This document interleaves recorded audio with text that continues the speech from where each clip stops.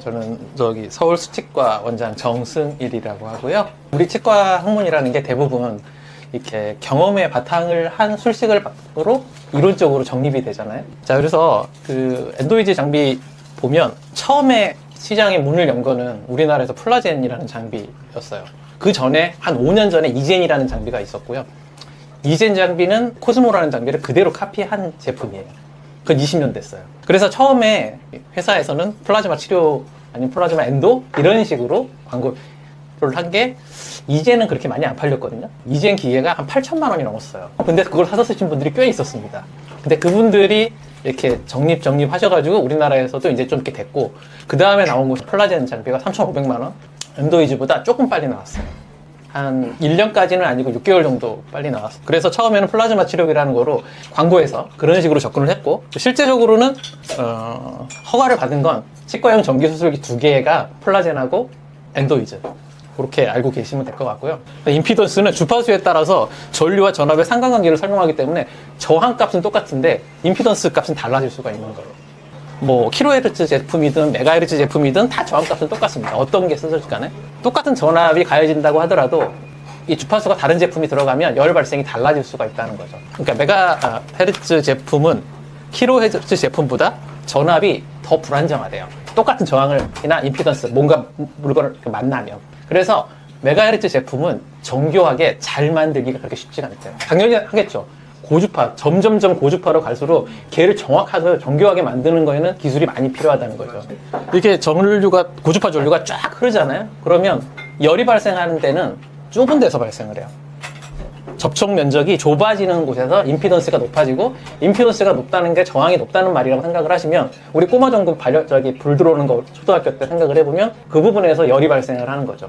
임피던스라고 되어 있는 게 저항이라고 생각을 하시면 치수에서 좁은 부위에서 임피던스 값이 확 올라갑니다. 그래서 저기서만 발생을 하는 거예요. 거기서 전류가 흐르면서 열이 발생을 하는 거고, 열이 발생을 하면 미생물이 죽죠.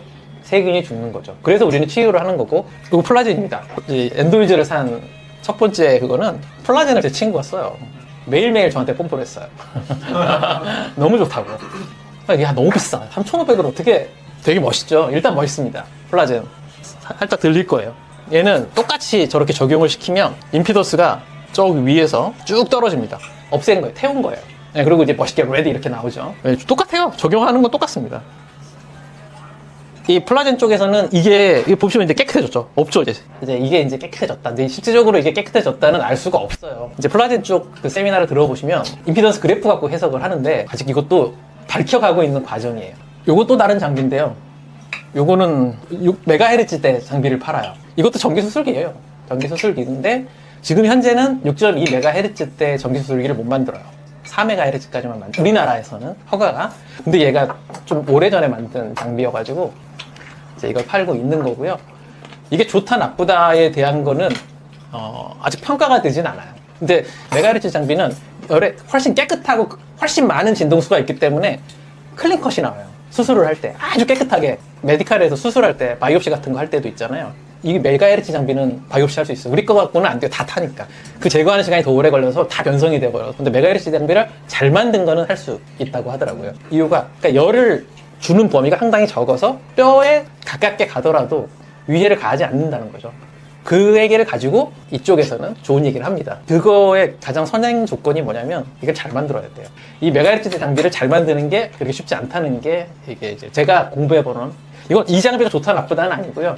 이제 이 장비를 선전하면서 나오는 말이 그렇더라고요. 우리가 엔도 하면서 되게 항상 스트레스 받고 힘들고 그런 것들이 진행이 되는데, 얘에 대한 스트레스를 줄이려고 이 장비를 쓰는 거고, 우리가 정말 비가약 치수염 같은 경우에 뚫자마자 피 펑펑 나오는데, 물론 되죠. 뭐 이렇게 하고 NaOC를 소킹하고 뭐 등등 하고 있으면 되죠. 근데 그 시간은 오래 걸리잖아요.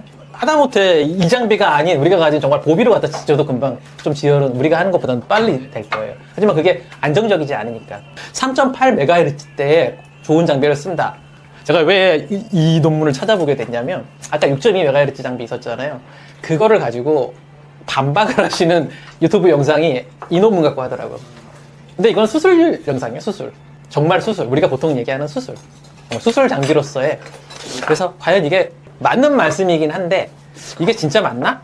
하는 거는 좀 지켜봐야 될 것 같아요. 자, 그러면 510하고 뭐 메가헤르츠 대하고 어떤 게 효과적이냐, 그러니까 중요할 것 같아요. 400kHz짜리 장비도 있거든요.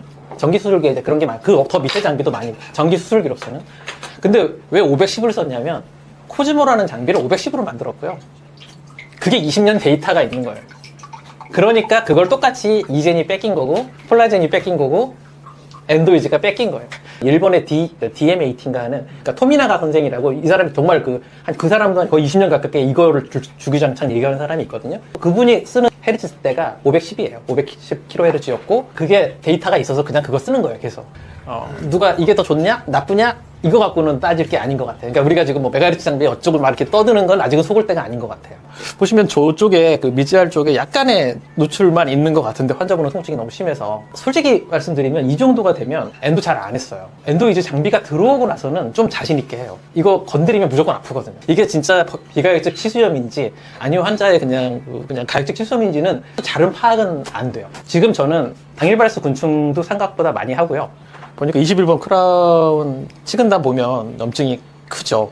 지금 두 번째 사진 보시면 약간 오버 시킨 다음에 저거는 엔도, 저렇게 염증이 있을 때는 오버 시켜가지고 적용을 시키시는 게 3월 23일 하고 24일 이때 이미 통증은 거의 없었던 것 같아요. 이게 좀 믿을 만한 술식인 것 같아요. 최근에 갑자기 오셨어요. 너무 아프다고. 5월 30일 날 보니까 이제 통증이 너무 심해져가지고 오셨고, 오셔서 뭐 약간 오버 시켜서 적용했고요. 6월 9일 날 오셨을 때 필링 했고, 6월 16일 날 저등부 상태까지. 이렇게 빨리빨리 진행을 하는데 일반 컨벤셔널 엔도에서 이렇게 빨리 받아들이기 쉽지 않죠. 이렇게 빨리 리전이 줄어들지도 않고요. 특별히 아까 보셨지만 제가 엔도 잘하는 사람 아니에요. 그냥 합니다, 그냥. 그러니까 엔도를 좀 잘하면 임플란트도 쉬워지는 것 같아요. 그러니까 상담이. 환자하고 라포가 많이 생기니까. 제가 무슨 특별한 기술이 있는 거 아니고요. 부근관 찾는 거는 아주 쉬워요. 부근관은 저거 쉽게 뭐 MTA 실러만 쓰시면. 요거는 제 사진은 아니고요. 네, 매뉴얼 보면 되게 잘 나와 있습니다. 플라젠이 됐든 엔도이즈가 됐든 어떻게 하라고 잘 나와 있어요. 저는 NAOC에 사고 몇 번 터지고 나서 안 씁니다. 환자한테 번 입히어 본 적도 있고 환자 옷에 난리 난 적도 있고, 그래서 NAOC에는 안 쓴 지 오래됐고요. 그 다음에 러버댐 꼭 하셔야 이런 성공도 쉬워지는 것 같아요. 네, 감사합니다.